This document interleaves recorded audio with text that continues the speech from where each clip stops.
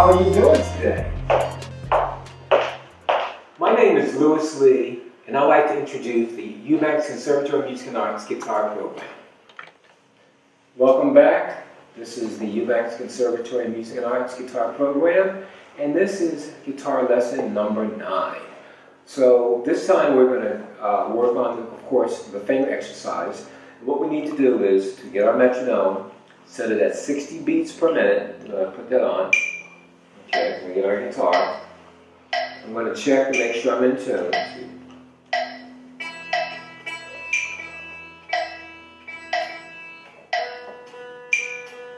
Select.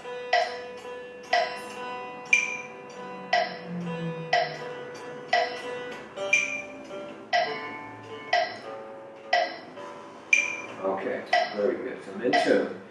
I was slightly off and I can hear it. Okay, great. So now what we're going to do is we're going to do the finger exercise 1, 2, 3, 4. This time we're going to do a retrograde. We're going to go backwards. Instead of going up, we're going to go back. So we're going to plant our fingers on the four frets respectively. We're going to go back 3, 4.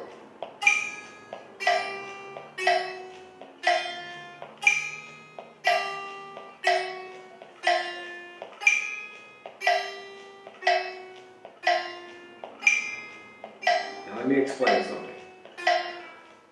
Do not lift your first finger. Keep that anchored.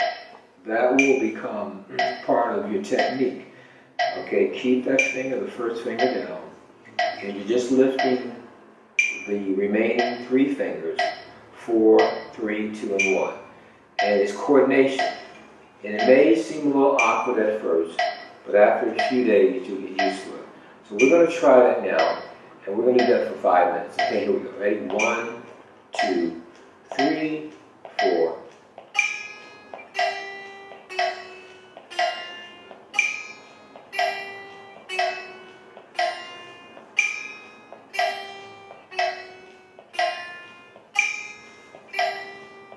Switch.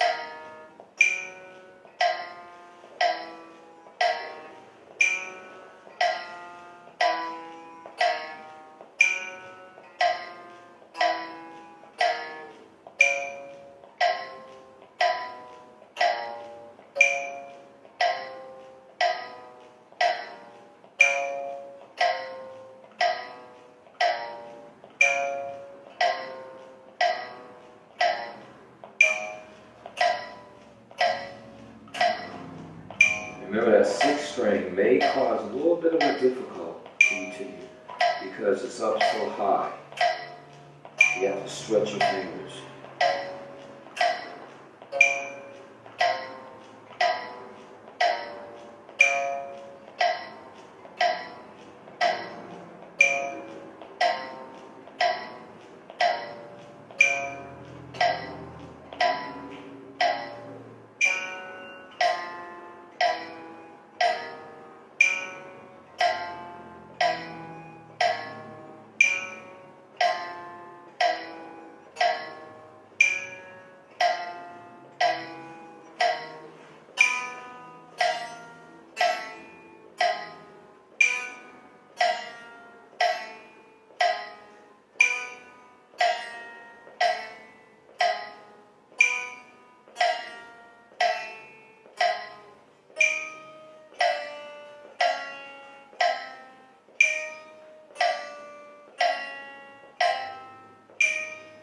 That first finger down.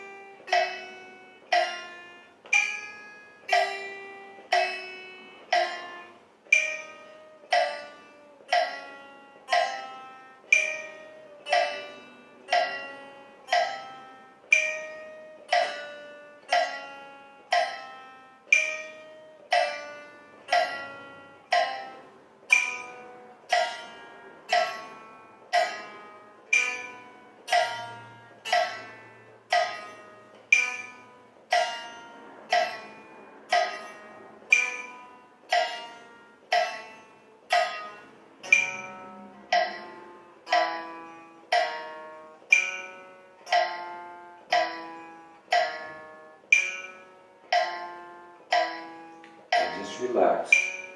If your fingers get tired, stop and relax, and because it could. I've been doing this for years, so I can do it for hours. But if your fingers get tired, just stop and continue on after they've recuperated.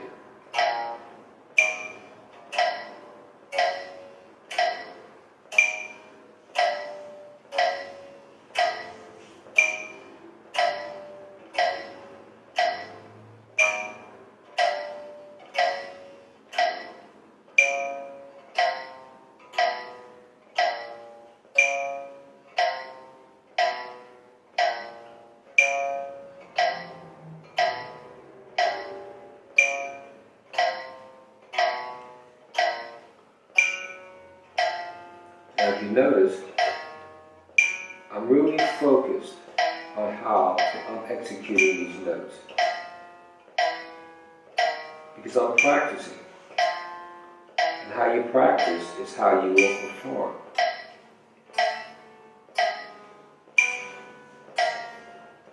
And I'm looking at my fingers to make sure I do not make any mistakes.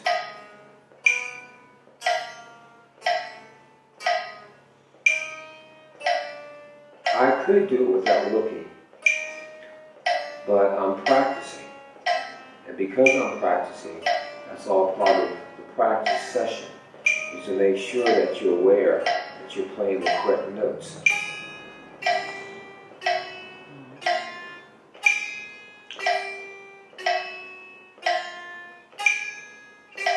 And also remember to do down and up strokes. That's very important. Down, up, down, up, down, up, down, up.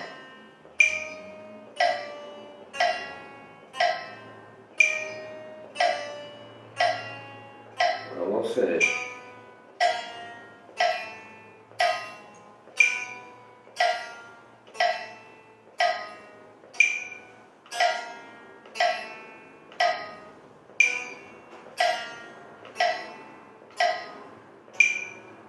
Now sometimes when you practice like this, you become a little delusional, where you're hearing these notes and your fingers will get mixed up. The coordination. That's why this is one of the challenging ones, because it's a retrograde. You're going backwards. And in music, you're going to have to play some notes that are going to ascend, some are going to descend. This is descending, going back. It's like in boxing. What made Muhammad Ali one of the greatest boxers is he could fight going backwards. A lot of fighters, if they're going backwards, they cannot punch because they weren't trained and they don't have that momentum. So this is what you're doing. You're training so you have that momentum, and when you're going backwards, it gives you that ability. Almost done. Down, up, down, up.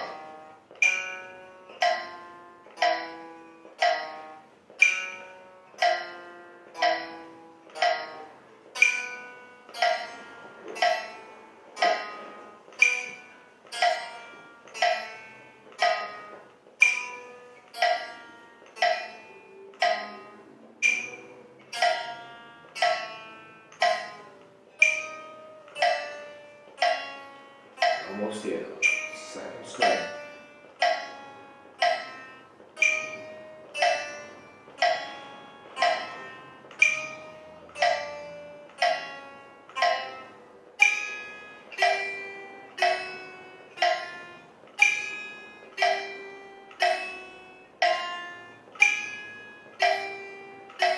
One more, this is it. Very good. Shake your hands, your fingers, get the blood back in it. Ah, it feels good. And perfect timing. That concludes this portion of the FEM exercise. I look forward to the next one, which is your theory. Thank you so much. Welcome back to Eubanks Conservatory Music and Arts Guitar Program. This is lesson number 9, and we're covering the theory part. So what we're going to do is, we've already covered page 21. We're going to go to 22. We're going to do some study pieces. Now, a study piece, you may hear study or an etude. They're both the same. An etude is a study piece. I would have put that here, but some of the students didn't know. And when I had rewritten the book, I put study piece instead of etude. But they're both synonymous. So we're going to do the first one they hear, study 1, and they're dealing with these quarter notes. Then we're going to do this, study 2, which are eighth notes, a combination of half notes and eighth notes. So make sure you have the book. Pick up my guitar. Make sure I'm in tune.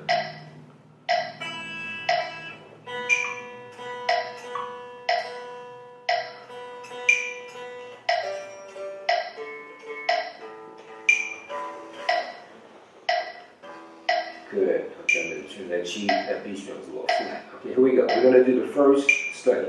2, 3, 4, 2, 3, 4, 2, 3, 4, 2, 3, 4, 2, 3,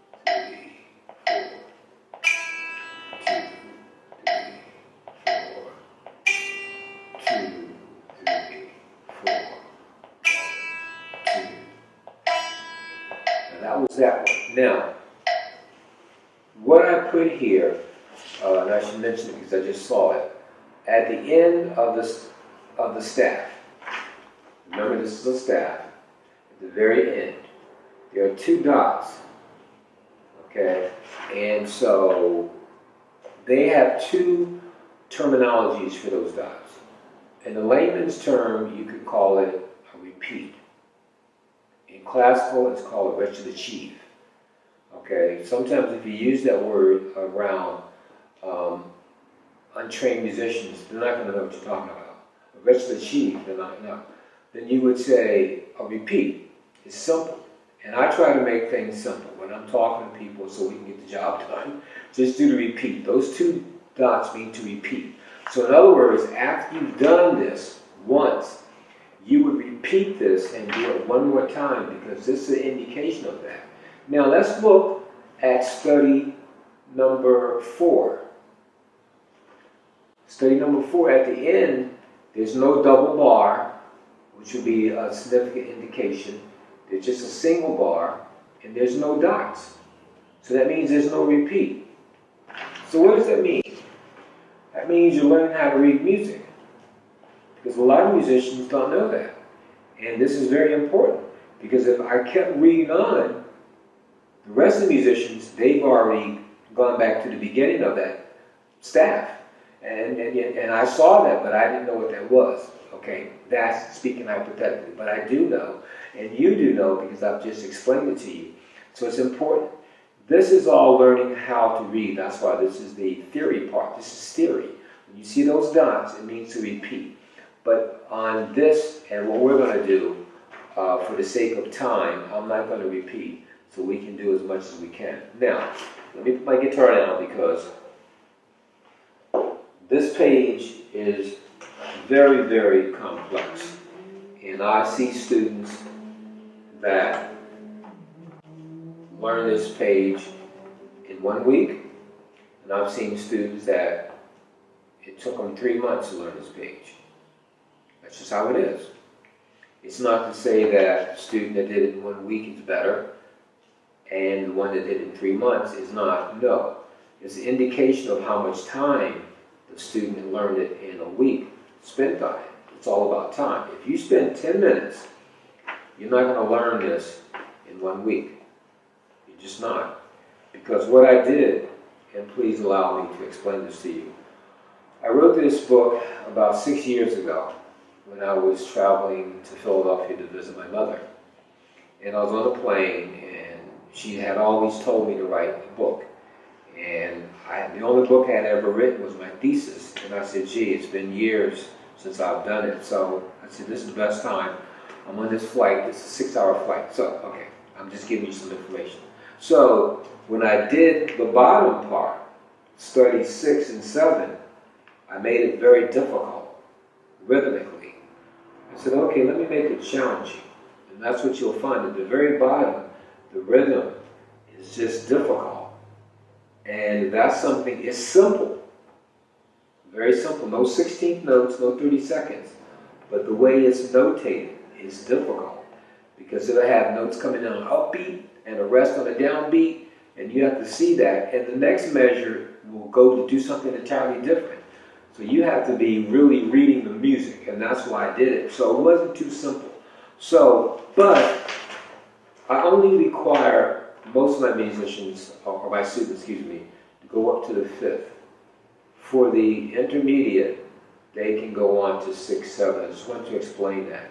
If you're a beginner, and once you get to number 5, number 6 is very difficult. Okay? And 7 is even more, so that's why I just did one measure. Okay, so I just want to explain that to you. It's not mandatory, it's not necessary that you do all 7. If you can, it's going to help you for the previous ones. It's just going to strengthen your playing, but it takes a lot of time. Okay?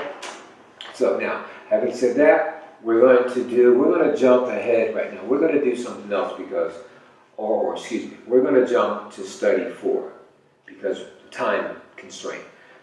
This is this one here, number 4. This has a little bit of a complex rhythm because I'm using quarter notes and 8th notes. So we're going to play that so you see how that sounds. 1, 2, 3, 4, 1, 2, 3, 4, and 1, 2, and 3, 4, and 1, and 2, 3, and 4, and 1, and 2, 3, 4, 1, 2, 3, 4, 1, 2, 3, and 4, and 1, 2, and 3, and 4, and 2, and 3, 4, 1, 2, 3, 4, 1, 2, 3, 4, rest, rest, rest, rest. Now, okay, let me turn this off. I did that because number 4 with number 6 are the exceptions, which have 2 staffs. The other study pieces only have 1 staff. So, but I wanted to play that because it's a little bit different. And I don't know if you heard it, but on the 2nd staff here, in the 2nd and 3rd measure, the notes are different. And it's to trick your eyes. Now, the reason why I went to the 4th before we conclude this is because I want you to watch me when I'm reading. When I'm reading, I have to really focus on the music. I cannot look at this and think, did I turn off my lights in my house? Because I'll lose it. I'll lose my place. I can't have it. I know. Reading is a stress reliever. And I think the reason why I do read so well is because of my history. And I will not delve into that. But, yeah. If you want to relieve any stress and forget about something, pick up some music and start reading. It's like a world where you have to shut out everything. You cannot concentrate because you'll lose your concentration. Again, think of it like being a cardiologist. When you're there operating, you can't think about, gee, did I turn off my light in my house? And you're working on somebody's heart because, oops. So it's the same way.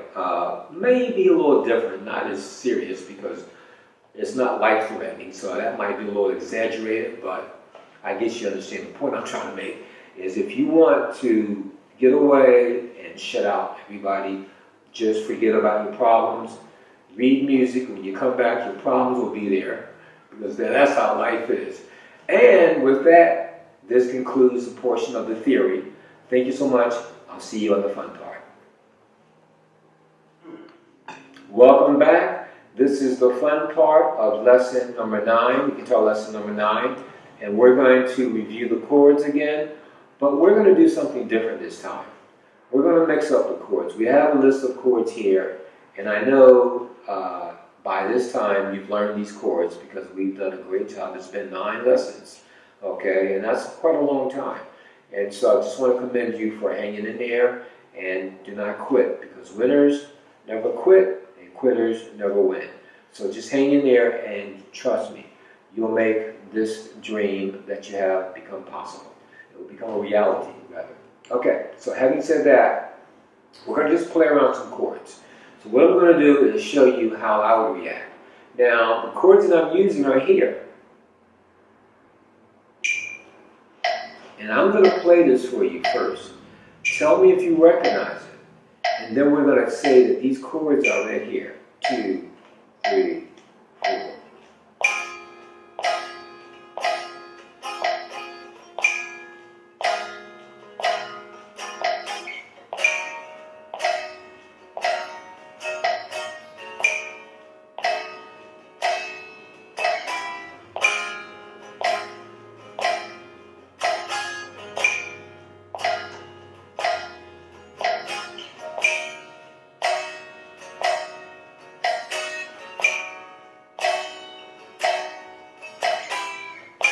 Now, did anybody tell me who that is? Okay, you're absolutely correct. Earth, wind, and fire. Okay, that's the way of the world. So you're saying, no, those chords aren't here. You should not have said that. You're challenging me. Let me turn this off. You see that F major chord?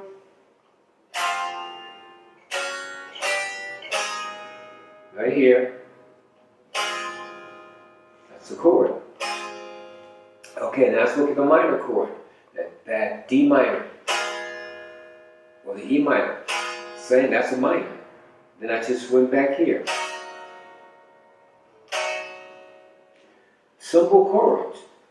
But when you think about earth, wind, and fire, their music is nothing similar to simplicity. It's the best. It transcends time. You see, their music has been alive for decades, and it will continue to grow because it's unique. It just transcends time. You know, it's timeless. And so the chords are, you know, they're beautiful to me.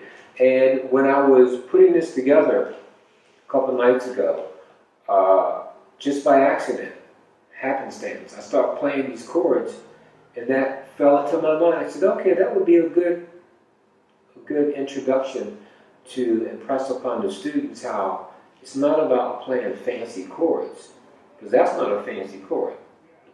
It's a nice chord. Sounds great now.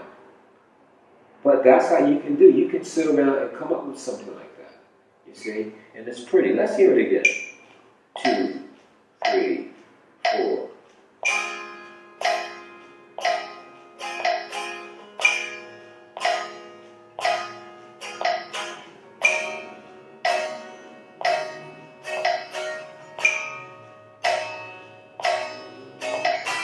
Now, they did it a little faster, so we're going to speed this up so you can really get the gist of it. And that's what you want to do. You want to experiment. Remember, this is the 9th lesson, so you come over. Let's put this on, let's say, I think they did it at 70 beats. Let's see, I'm not for sure.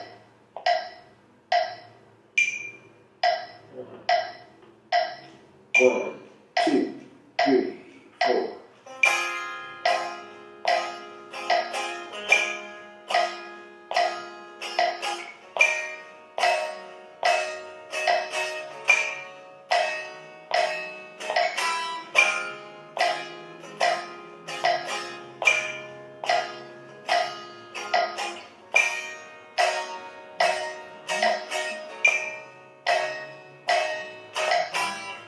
Yeah, 72 feels a little better.